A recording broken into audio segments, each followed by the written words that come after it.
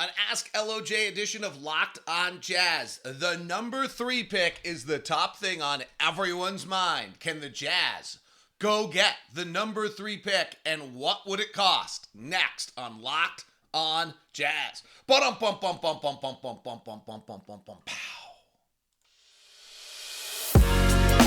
You are Locked on Jazz, your daily podcast on the Utah Jazz. Part of the Locked On Podcast Network, your team every day. How are you? I'm David Locke, radio voice of the Utah Jazz. Today on the program, we will look at the number 3 pick of the Portland Trailblazers.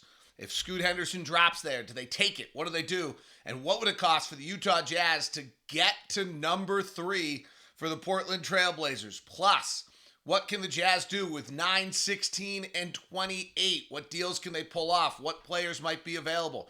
Certain specific draft talent questions will come in on Ask LOJ. Free agency talk starts. Is there a number 1 target for the Utah Jazz? And who are we seeing in the playoffs? What about Jared Vanderbilt and Malik Beasley and how they're playing in that series? We'll talk about, or not playing in that series. We'll talk about all those things on our Ask LOJ edition. I am David Locke, radio voice of the Utah Jazz, Jazz NBA insider, and this is Locked on Jazz, your daily podcast on the Utah Jazz, giving you insight, expertise, geeky numbers, and hopefully making it way better to be a Jazz fan each and every day. Thank you so much for all of you who make this an everyday occurrence. We call you everydayers, and we appreciate you. We are free. We are available on all podcasting apps. We're also free on YouTube. You can subscribe, follow, and hit the bell button to be notified. 5-star reviews are always welcome. Great comment section yesterday on YouTube. I stopped by. I think I dropped a note of what a good conversation that was. So great community over there. Love it. All right. Today is fun because today is the Ask LOJ edition where you guys kind of drive this show and all things about it. And so I always enjoy this edition. I take some pride in how basketball smart you guys are. I hope you don't mind that I do that. So let's get it started right away. And here we go. The first question that comes in: with the rumors that Portland is shopping the 3rd pick, what would it likely cost the Jazz to get a deal done, and would it be worth it? So let's talk about what Portland wants. So if Portland's trading the 3rd pick, in other words, Scoot Henderson or Brandon Miller's on the board, and they decide that they're all in with Jeremy Grant and Damian Lillard and Anthony Simons, and they're not, and that they're going to try to trade this 3rd pick to go get something that's currently ready. So in a regular world, you could discuss like, well, could you trade 9, 16, and 28 for the 3rd pick or something of that sort? But there's nothing about that Portland would want, right? If Portland's trading the 3rd pick, a future star in Scoot Henderson, what they're doing is they're trying to win now. So one, I actually don't know that I totally think Portland will trade. I think if Scoot Henderson's as good as people say, I think that's too much to trade. 2, now they want talent. So when I look at our roster, I hate to say it, but I can't imagine they want anything other than Lowry. Like, I don't think Walker garners you the 3rd pick. I don't think Ochai Agbaji garners you the 3rd pick. And so I hate to say it, but I think it's Lowry. Now, the package that we're hearing most often out of Portland is Anthony Simons along with a 3rd pick to go get something. Now, maybe that's for salary purposes, as much as anything. And so, if you're the Jazz, are you willing to do Anthony Simons and Scoot Henderson for Lowry Markkanen? Are you willing to do Scoot Henderson for Lowry Markkanen? Do you think Scoot Henderson is let's remember that there was like a brief moment in that game between the G League Ignite and Victor Wembanyama's team where people were wondering whether or not Scoot should be the number 1 pick. And we're calling this other guy like the greatest prospect in the history of the game. So you look at our roster, we don't have anyone else on the roster that, if you're Portland, I think moves the meter enough to make you think you're going to win now with Dame, if from the Utah Jazz, other than Lowry Markkanen. And then you have to decide whether you think the 3rd pick's that great. Do you want Anthony Simons with it? Or is Lowry Markkanen simply untouchable? Most people A bit surprisingly to me, we're not willing to trade Lauri Markkanen for Luka Doncic last week. So that's where I think we end up on this. Let's flip it around here. How much would the Jazz be prepared to give up in terms of picks, players, in exchange for a Portland pick and or Dame? So let's go to Dame. Let's say Portland goes the other direction. Portland looks at Scoot Henderson and says, okay, this guy's bona fide. I got to go have Scoot Henderson. He's the next generation. We're going to move Dame. Now, this gets super tricky if you're the Utah Jazz, because we're probably one of the only teams that could probably figure out how to get Dame in under the salary cap with the amount of cap room we have. And he's had an unbelievable year last year.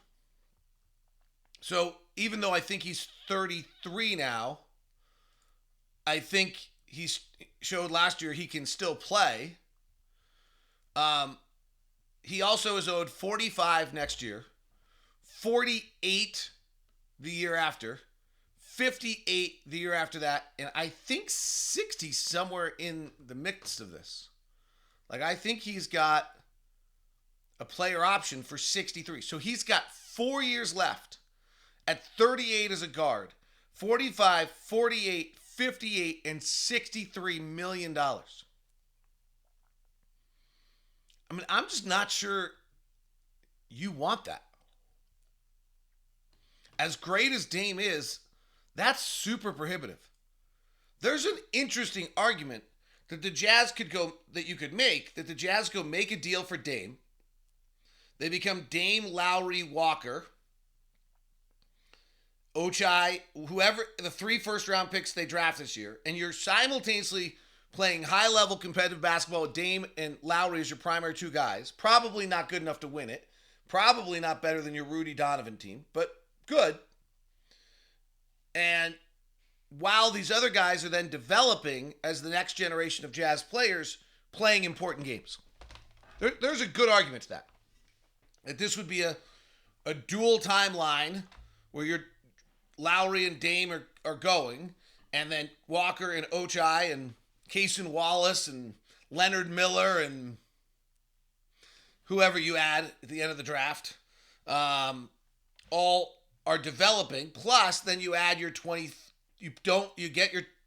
pick goes to Oklahoma City, and then you get your 25, 26, and 27 picks from Cleveland, Minnesota, yourself, and you're just continually to add onto this younger thing while Dame and Lowry are keeping you as a high-level competitive team in that timeline. The only problem with that is you're never getting the top 5 pick off your own timeline. It's an interesting argument. Dame's salary is just super prohibitive. I mean, I don't know. We'd have to have $45 million a cap. And I'd have to look at the new CBA and whether or not you can send $15 million, bring back $45 million, which then gets you $30 million under the cap. Use the $30 million under the cap, and it's a trade exception that goes to them. But, the other issue is just where you believe Dame is in his career. He was great last year, but he's 33. So that's the model by which we might be one of the only teams that can do it, frankly. Portland's problem is with that contract. I don't know if they can trade him. So it's a quandary for Portland. Certainly, there's no question there. For Portland, this is difficult.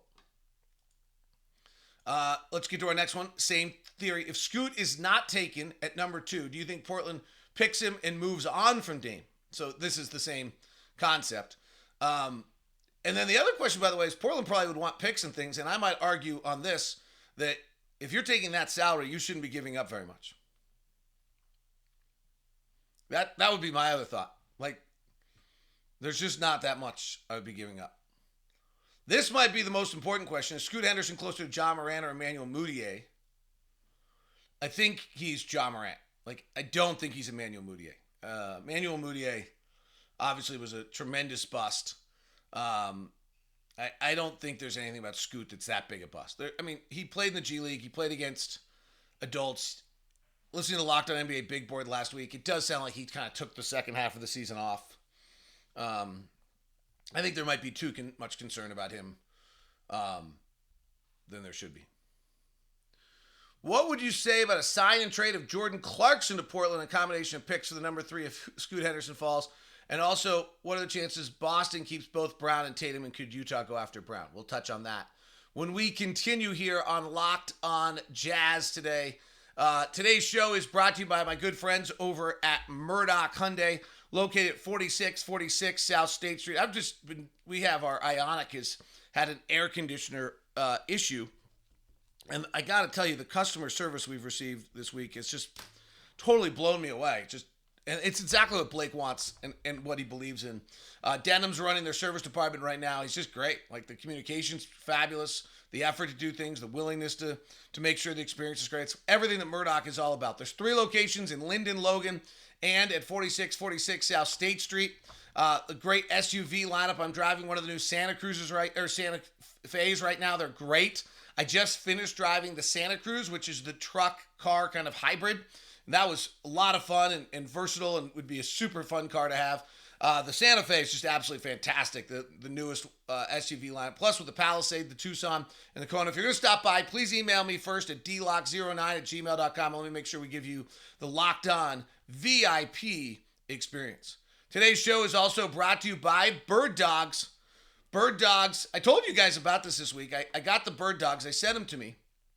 I tried them on, did the first kind of ad read for you guys this week, and then I wore them the next day and just loved them, and did kind of like the bonus ad read, if you didn't notice, for Bird Dog, because of the fact I just loved the way they felt and how good they were. One of the things I thought was super cool and is the versatility. So they have what looks like a fly, so like imaginary fly actually. And what it does is I think it allows you to wear as a golf short, a nice short, and then also it's got the inner liner. So if you want, you can be wearing it as a workout short. The inner liner is what the signature of Bird Dog makes them so comfortable and so great. Go check it out, birddogs.com/LockedOnNBA. Use the promo code LockedOnNBA for a free tumbler with every purchase. The tumbler's like a Yeti tumbler. It's really cool. Check them out, Bird Dog shorts. Great versatility for you and how you use them and how you wear them. Different lineup of shorts for you in the setup. So all check it out at birddogs.com/LockedOnNBA. Their signature is the liner that makes them the most comfortable short out there. Thanks so much for making Locked On Jazz your first listen of the day. We are free and available for you on all podcasting apps. Next week, Leaf Tulane of Locked On NBA Big Board back from the Combine. We'll be hosting the show. I'm going on vacation. So enjoy that with Leaf. He'll do a great job for you. He'll give you better draft insight than I can give you by a long shot. So he's going to step in here and kind of in June, right before we get to the draft as well. When I take another vacation, he'll actually do a better job than I would. All right, let's get back to that question we had a minute ago. So I don't think Jordan Clarkson to Portland gets you the number 3 pick. That would be the first thing. So I don't think Jordan Clarkson moves the meter on the trade desk like that, and I think that was evident in the last trade deadline because the Jazz didn't move him and then didn't play him. So I don't think that if he had garnered a lot in the trade market, I think the Jazz would have probably, if they showed they were making deals, they probably would have.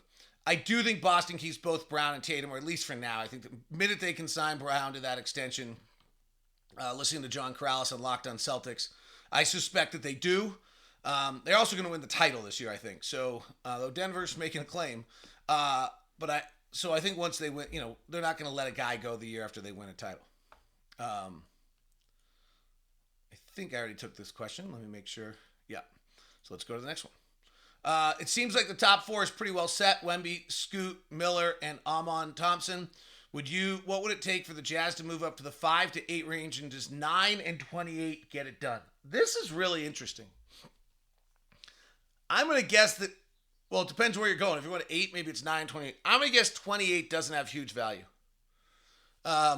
We did our NBA mock draft last night for Locked On. We'll put out a whole production on it. I killed it. I have to say, I had one of the greatest days of any GM ever. Trust me, like when it comes out, you'll agree with me.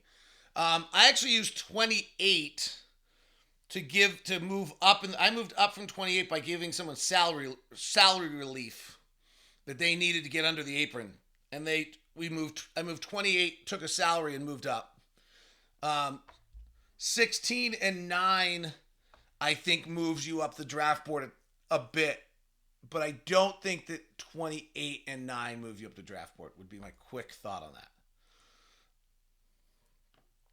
What if the Jazz traded for Jonathan Kaminga, who doesn't look like he wants to be in Golden State, and trading up to get well, you can't do both these things, I don't think. So this is always interesting on, like, one of the players I was like playing around with the whole draft was Jalen Suggs, who's struggled and not quite come together in Orlando. They have an excess of players. He was the 5th pick of the draft. Like, they were like, well, we want a 9th pick. I was like, okay, but he's been terrible. So, like, I'm not giving you the 9th pick for Jalen Suggs. He's been terrible. Jonathan Kaminga was the 7th pick of the draft. Now, are the Warriors willing to take the 9th pick for somebody who once was the 7th pick? Are they willing to take the 16th pick for somebody who once was the 7th pick? Like, I think the 16th pick gets to be a pride issue, where they literally would have to, like, go up and have a press conference in which they say, well, we took the 7th pick and turned it into a 16th pick 3 years later. I don't think they're doing that. I know it sounds stupid, but that's the reality. And you're like, well, okay, well, he's like not done much for you. Well, that was just because of our team where we are. He's only 20 still. So the question, I think, would be whether there's somebody at the 9th pick that the Warriors really wanted, and whether or not the Jazz are willing to move the 9th pick to get Jonathan Kaminga. And then the one disadvantage with doing that is that Jonathan Kaminga's timeline is pretty deep at this point, right? So, you know, the reason why the Warriors or Orlando or somebody gets off Jalen Suggs or Jonathan Kaminga is because you're coming up on extension time. The club option, this next year's at 6, club option the next year, and you've got to sign an extension in 2 years. And if you're not sure you really like him, then that timeline starts to bite on you pretty quickly. You don't want to be in a position where you're clearly not going to re-sign him, then you have to. So that would be how the Jazz were able to get Jonathan Kaminga, is that the Warriors decide they'd rather back up the timeline, take a player at 9, then see what Kaminga is. I would also guess if the Warriors are trying to make another run at it, they would want to trade Kaminga for some sort of a veteran. But I don't know what they can get at a $6 million veteran, frankly. Right? Like, that's Kaminga's not making a big enough number to put it together. Do they have to put Kaminga and Poole together? There was an interesting trade that was floated around in our mock draft discussion last night of Jordan Poole for Julius Randle. 2 playoff missteps for each other. So on Kaminga, you know, it's worth shaking the trees on, certainly. I just don't know whether or not I think it's going to cost. I don't think you're going to get it for anything less than the 9th pick. I know you've covered this before, but what are the odds that 9, 16, and 28 become players? So, Russ, I've got to redo this. I need to update it. It's kind of been on the top of my list of things to get done that I haven't gotten done recently. Traditionally, it was, of the top 10 players, 2 of them bust. 2 of them become all-stars. 1 of them becomes all-pro. And the others become, so that gets us to 5, and the other 5 become kind of regular starters. Maybe 4 starters and a rotation player. And then from 11 on, it's 50% of all players become rotation players in the NBA. That's it. But I'll look at it and see if it's changed at all over time and whether it's gotten better or not. Can you trade 9, 16, and 27? I think we have 20. Do we have 27? I keep saying 28. To move up 3 spots to 6. This draft is point guard draft, and teams ahead of us don't need a draft a point guard. Like the Pacers have Tyrese Halliburton, Cade Cunningham, and the Pistons. Will pick 6 get a Thompson twin, and is it worth it? So I certainly think pick 6 would get you a Sewer Thompson. There's also a chance that pick 9 is going to get you that. He's probably the player who I've seen the largest fluctuation on recently. So it's an interesting question. If we want a point guard, so if we want Cason Wallace or something, I'd be surprised if Orlando took a point guard. Indiana's got Halliburton. Washington probably takes a point guard. So you really have got to jump Washington. Detroit's got Cade Cunningham and Jaden Ivey. They're not taking point guard. You've probably got to jump Washington. You got to keep an eye on Orlando. But if there's a point guard out there you really, really want, Washington sitting above you at 8 is a problem. Because they need a point guard just as badly as we do. Their point guard right now is Monty Morris. And they were underwhelmed with Monty Morris at times last year to the point where they were often having DeLon Wright play for him instead. Name a role player on each team in the playoffs that's a free agent that you would make an offer. Oh, trickiness. He gives me 4 suggestions. We'll answer it upcoming here on Locked On Jazz, here on your daily podcast on the Utah Jazz. Next week will be draft extravaganza stuff. Leaf Tulane will be hosting all week long. He'll do a great job for you. Excited to have him aboard on the show. All right. So Austin Reeves is everyone's kind of favorite right now. And he's good. Like, and his pick and roll numbers during the year are really good. So in this question, Bruce Brown was said last night by Jeff Van Gundy that someone's going to make a lot of money on him. They don't really have anyone else. I do think Zeke Najee's interesting in that draft. He has not panned out. He's not playing right now. He's not getting any time. And they're playing 5-6 guys at this point. Like Christian Brown was down to 4 minutes and Jeff Green played 15 last night. So they're down. I don't know if Reeves is a role player at 36 minutes and 22 points a game. Lonnie Walker, had the big breakout. I think it'd be interesting to know what Will Hardy knows about Lonnie Walker from his time in San Antonio on a player on this level. Miami, I always get nervous about their players. They just seem to play well in Miami, and they go somewhere else, and then it doesn't feel like they pan out. So I'd just be super nervous. Caleb Martin's a bona fide athlete. He and his twin brother out of Nevada. So if I had to choose one, I would probably do that because I think his game probably translates the best. Boston, any of those role players hard. Like Brogdon and White I love Derek White. I've always loved Derek White. Derek White was like the number one guy I wanted when we were making our run. So I'm curious to see if they move off of one of those 3 guys, just salary-wise and everything else here in the offseason. Peyton Pritchard is interesting. Danny drafted him. He's actually getting a cup of coffee every moment, a few times in the playoffs, about 10, 12 minutes a night. He's a really good athlete. He was a 4-year college player. He's probably a little better than people realize, and he's been on a team that's loaded with guards, so I do think there's an opportunity for him. Have you watched Jalen Hood-Schifino? I have him at least equaled with the other point guards in our range. My rank is Hood-Schifino, Wallace, Black, Smith. If Hood-Schifino's similar value and available at 16, it seems like the Jazz should be going for a wing at 9. This is going to be, this concept from Zach here is dead on. It's going to be really interesting to see how the Jazz navigate having both 9 and 16 and trying to play the draft board. In other words, if you get to 9 and you do your math and you suddenly look at the draft board and you're like, okay, well, Dallas could take a point guard. Orlando already did. Oklahoma City's not going to. Toronto may you should try to count it out. It's hard because all those teams that are ahead of you may take a point guard. Dallas could, Orlando could, Oklahoma City probably not, Toronto could, New Orleans could, Atlanta could. There could be a real run on point guards by the time you get to 16. So I think if you have a guy you like, you go take him.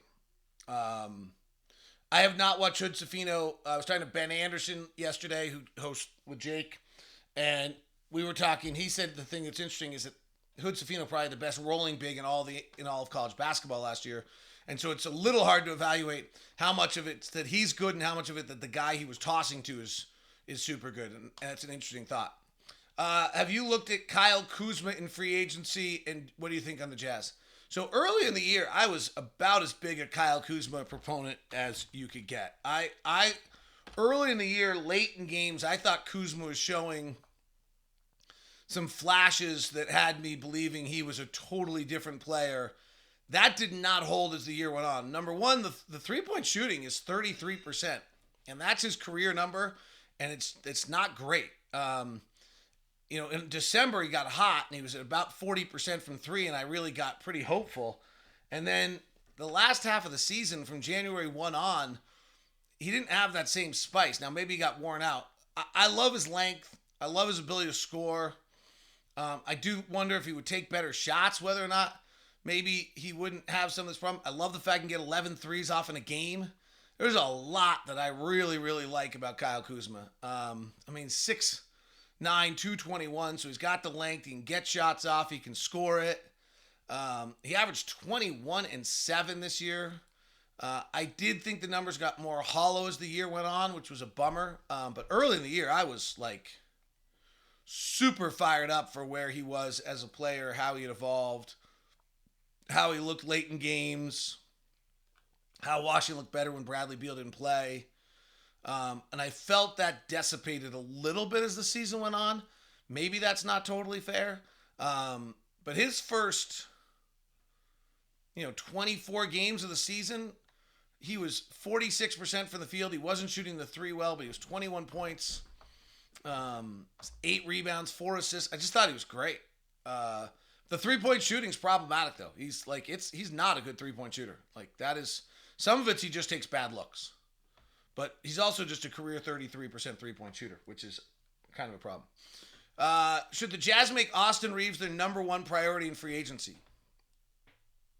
Be really expensive because you have to outbid the Lakers, because I think he's a second-round pick. I got to remember all the rules, or undrafted. So I got to remember all the rules on it. He'll be really expensive. Maybe. His pick and roll numbers during the regular season are eye-opening about how good they are. He's really good. He's really good. There's no question. Watching Vanderbilt playing in the conference finals at such a relatively young age, it's hard not to think that we missed on him. Do you agree? No, actually, I don't. Interesting. I've actually thought the opposite about this. I got an email from someone, how should I feel as a Jazz fan that we saved the Lakers season? And I was like, well, Malik Beasley's not playing, and Jared Vanderbilt really is a 12-minute-a-night player. And we got and obviously we gave up Mike also, which we just kind of had to do at some point anyway. And we got a first-round pick out of this. I actually kind of had the opposite side, that while it was certainly a good trade for the Lakers in all the things they did, getting Hashimura, maybe getting D'Angelo Russell, but that our guys have actually been less impactful. I don't think Jared, unless he did last night, has scored more than 2 points in a game since game 2 against the Warriors. So he's just a defensive player that's kind of giving them 10 or 12 minutes a night right now defensively, but not much. So no, I don't have the same impression. His lack of shooting, if you can't shoot, it's just so hard to play in the playoffs. Are you surprised Malik Beasley hasn't had a chance for the Lakers? I thought he played well. Yes, actually. I'm super surprised that Malik Beasley has not had a larger impact in the playoffs. 100% surprised by that. He's just such a great shooter, and he playing off LeBron, and he's a catch-and-shoot guy. I thought he'd be great. So, obviously, defensively, they think he's not good enough. It is worth noting a little bit here on his shooting that it's not as elite as we make it, I don't know, I'm kind of flustered on him. He was a 43% shooter or 40% shooter in Minnesota. It was great. 38%, that's elite. Then for us, he was 36%. And then he was for the Lakers also, which was a little lower than what I kind of really thought. He was a 40% knockdown 3-point shooter. And he wasn't with us, and then he really wasn't with them either. So a little surprising on that. If you close out the Lakers season when they were kind of on their run in the final 17 games of the year, Malik shoots 34.7% from three. So there's some level that maybe he just is not actually making. That's what he does. That's his trick. That's his superpower. And maybe he's just not making shots enough to get that done. All right, final question of the day comes in from Spencer. When the NBA draft, when a team is on the clock about to make the pick, do they usually tell the other 29 teams who they're going to pick for trading purposes, or do 29 teams usually find out what the pick is the same time as everyone else? It's a good question. There's a little bit of both. Like when the Jazz wanted to draft Kelly Olynyk many years back, they knew Boston was going to take him, and then they had to pivot. So the word gets out. Like I used to be I was actually Woj on the NBA draft for a long time in my career, for those who followed me early on. I was kind of breaking stories and had kind of draft wars. The word gets out kind of who's picking where the day before the draft and the day of the draft. I used to be able to kind of go on the air in Seattle and here early in Salt Lake and kind of give you the top 10, top 15, top 20 picks just from talking to people around the league. So it gets out is the way I would say it. And there aren't huge surprises. Every now and then there'll be a pick where people are like, I don't know what's coming. I don't know what's coming. All right, thank you very much for all your support. Appreciate you following Locked On Jazz. Great conversations on YouTube. The last few days have been super.